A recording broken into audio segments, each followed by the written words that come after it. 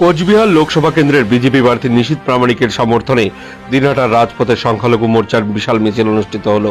মিছিলে নেতৃত্ব দেন কোচবিহার জেলা সংখ্যালঘু মোর্চার কনভেনর নাজির হোসেন, 6 নং মণ্ডল সভাপতি আবু আল আজাদ, জেলা বিজেপির সম্পাদক অজয় রায়, জেলা সংখ্যালঘু মোর্চার সম্পাদিকা সাবিনা ইয়াসমিন ও বিজেপি সভানেত্রী শাবানা খাতুন সহ বিভিন্ন কার্যকর্তারা। এদিনের এই মিছিল থেকে উদয়ন গুহকে কটাক্ষ করে শাবানা খাতুন বলেন, আজকের এই মিছিল দেখে মন্ত্রী উদয়ন গুহকে কটাক্ষের সুরে বলেন, আজকের এই মিছিল দেখে উদয়ন গুহের ঘুম উড়ে গেছে।